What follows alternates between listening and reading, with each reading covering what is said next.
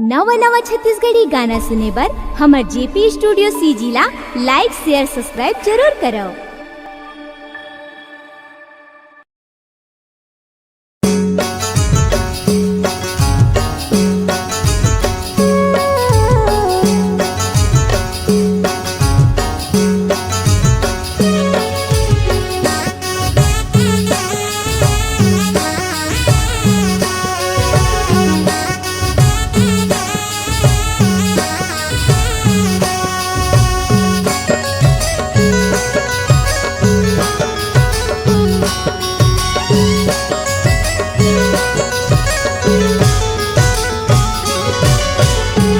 सावन माँ सावा फूल के भादो माँ काशी हो।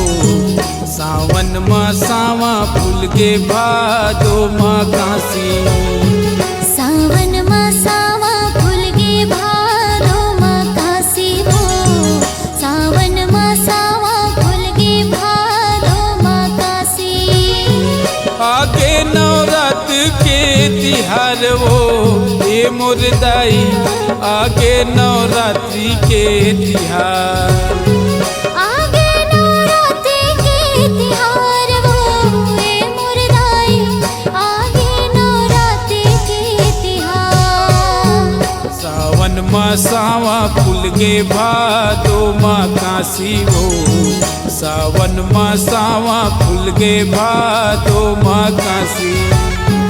सावन माँ सावा फूल के भादो माँ काशी हो। सावन माँ सावा फूल के भादो माँ काशी।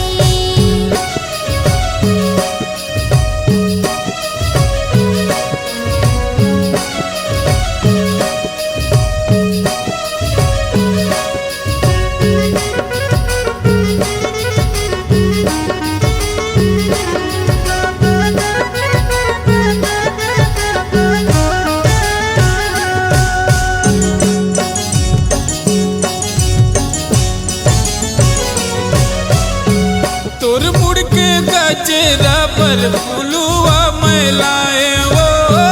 तोर मुड़ के गजरा पर फुलुआ मैलाए।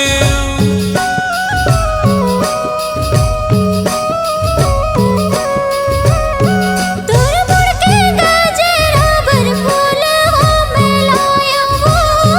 तोर मुड़ के गजरा पर फूलवा मैलाया।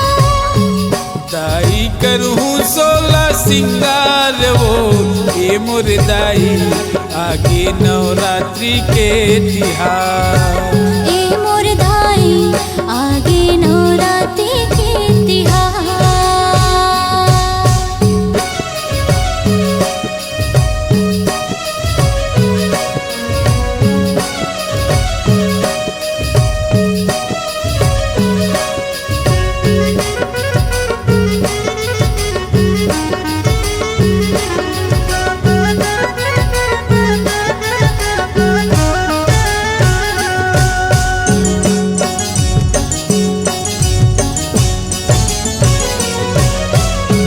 करूँ तैयारी होताई आगे वही दिन।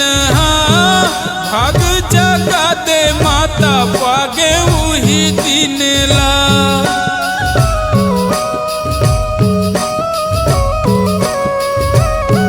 करहो तैयारी उदाई आगे वही दिन हो। भाग जगा दे माता पागे वही दिन ला। मैया दुलार तोर पहुँवो ये मुर्दाई, आगे नवरात्रि के तिहार। ए मुर्दाई आगे नवरात्रि के तिहार। सावन माँ सावा फूल के भादो माँ काशी हो। सावन माँ सावा फूल के भादो माँ काशी।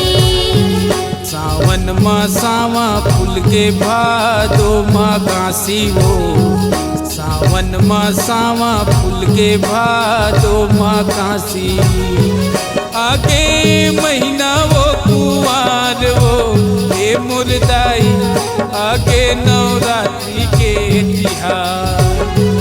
आगे महीना वो कुंवार वो नवरात्रि के तिहार, आगे नवरात्रि के तिहार वो ए मुर्दाई, आगे नवरात्रि के तिहार।